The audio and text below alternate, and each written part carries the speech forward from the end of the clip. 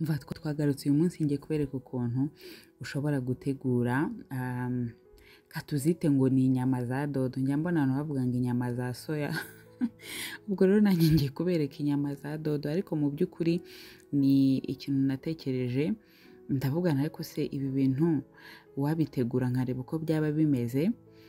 Nagize icyo gitekerezo nyuma y'uko hari umuntu wari umaze kungezaho igitekerezo ambwira ati ko mfite abashyitsi batarya inyama, ni ikihe kintu ushobora kubategurira.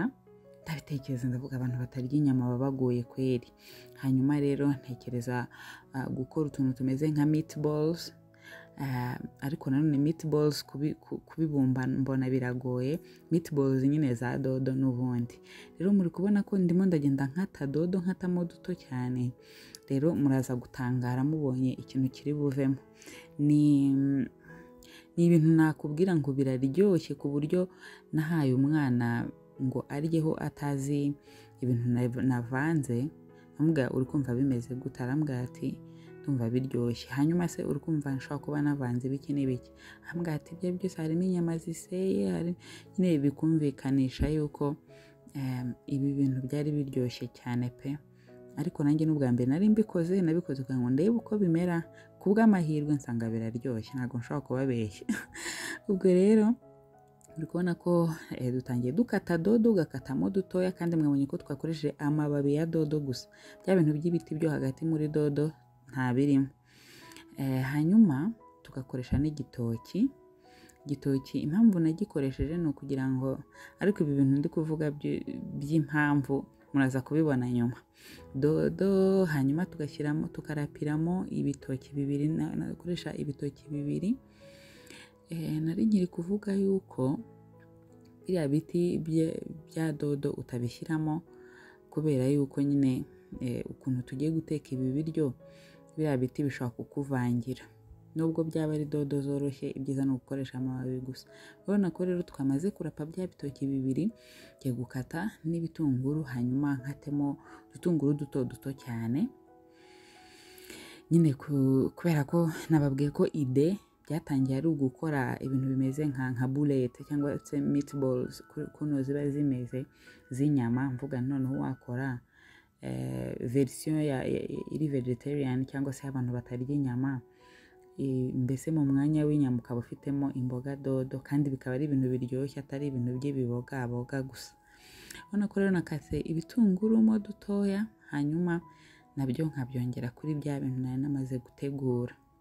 Ibi bintu biroroshye cyane kubitegura, muzambabarire mu bigerageze.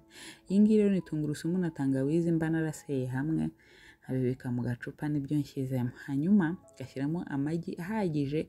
Ahangaha nakoresheje amagi 5. Izi mboga nari nakoresheje ni imboga zenda kuba nk'umufungo. Nasize utuboga duke cyane nakoresheje ku mufungo w'imboga dodo.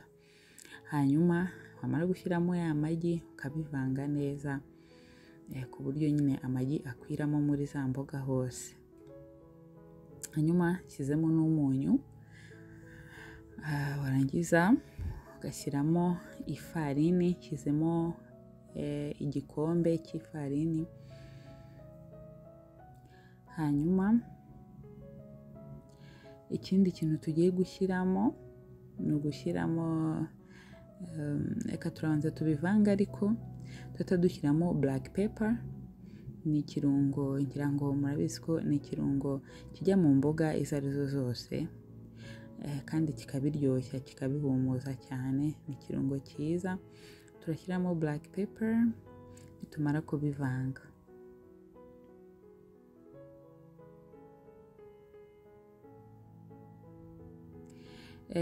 Ariko urabona ko dushyizemo n'ifu y'umugati cyangwa se chapelure cyangwa se bread crumbs. Hanyuma ukabivanga n'aya black pepper navugaga. Ibi ngibi rero impamvu tubishyiramo, yaba ifarini yaba bread crumbs. Uramutse udafite bread crumbs ushobora gushyiramo ifarini gusa. Ariko ikintu bifasha ni ukugira ngo ibi bintu tugiye guteka bize kuba byegeranye. Niba dushaka ko ibintu turi bubikore nyine byibumbye, bibe bifite icyo kiri bubifashe gufatana. Nyuma rero nkagerageza gukora utuntu tumeze nk'utubumbe muri bya bintu byose twavanze. Nk'uko nyine muzi umuntu ashobora gukora burete z'inyama ariko noneho dukoresheje imboga.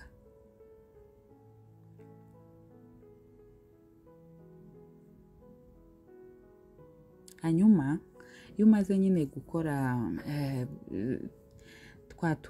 twa tuburete, ushyira amavuta ku ipanu aringaniye, atari make cyane ariko atari na menshi.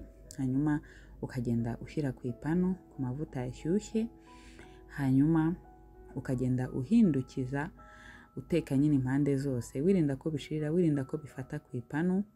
Ugakomeza ugenda uhindukiza impande zose kugeza ubwo ubonye yuko byamaze gufata forume neza. Ntabwo ari ngombwa ngo ubone ko byahiye, kubera ko twakoresheje dodo mbisi ntabwo byapfa guhita bishya. Uramutse ushaka ko wenda bishya ushaka kubiteka mu mavuta menshi, ariko kubiteka mu mavuta menshi nanone bishobora gutuma dodo zishirira kuko ni imboga zoroshye, hanyuma bikabiha. Rero ubiteka ku muriro nyine uringaniye, ukagenda ubihindura gutya impande zose kugeza ubwo ubonye ko byafashe forume.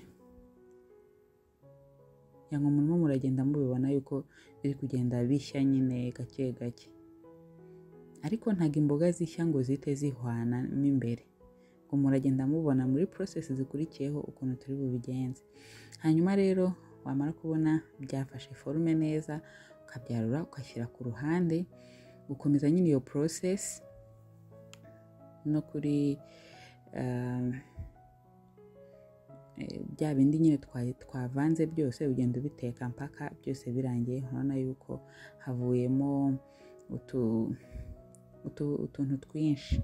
Hanyuma ugatushyira igitunguru wakase ku ipanu, handi nyine turi guteka bya bindi kuri twa tuvuta nyine twasigaye ku ipanu, tugahita dushyiramo igitunguru. Igihe igitunguru rero kiri gushya, bigusaba guteka ku muriro muke kugira ngo udashiririza. Bya bitunguru bishiririye, ibiryo byawe bishobora gutangira kugenda bibiha. Ubwo rero ushyira ku muriro muke, hanyuma ugakata ibitunguru, tugakatana ko inyanya. Nitumara gukata inyanya, bya bitunguru biraba byamaze gusa nk'ibyoroha byahiye. Umara kubikata rero ugahita ushyira kuri bya bitunguru. Ngira ngo murabibona ko byahiye byoroshye ariko ntabwo byashiririye. Hanyuma ugahita ugaragura rero, ushyiramo n'umunyu. Iyi ngiyi ni cloves, black pepper ndetse na cardamom. Ibyo nibyo birungo nkoreshejemo. Hanyuma ikindi dukurikizaho ni uguhindura ipanu, kubera ko iriya panu ntoya ntabwo ipfundikirwa. Nshyize mu ipanu isa nkaho ari nini ho kandi inapfundikirwa. Iyo panu umva, panu ikora akazi kenshi mu rugo rwanjye. Hanyuma ugatushyiramo na seleri. Impamvu ubona ntigeze nzikata cyane kubera yuko ntabwo turi buziteke umwanya munini, tureta tuzishyira namo hamwe na za nyanya muri blender, hanyuma tubisye. Ibi ngibi bigufasha kubona isosi yegeranye kandi iryoshye kandi ihumura, kuri kuntu seleri zitari zahiye ngo zihwane nyine zibe zagiye mu mboga hamwe n'ibindi, bituma ako karyohe n'agahumuro ka seleri biba birimo. Urabona ko rero twongeyemo utuzi dukeya, twongeramo n'amata y'inshyushyu muri bya bintu tumaze gusya. Hanyuma ugahita usubizamo twa tuntu twari twakoze nyine muri za mboga dodo na bya bindi byose twavanze, ukabishyira muri ya sosi.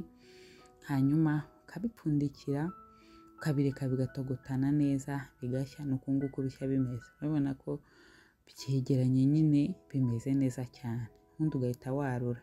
Umva ibintu biraryoha.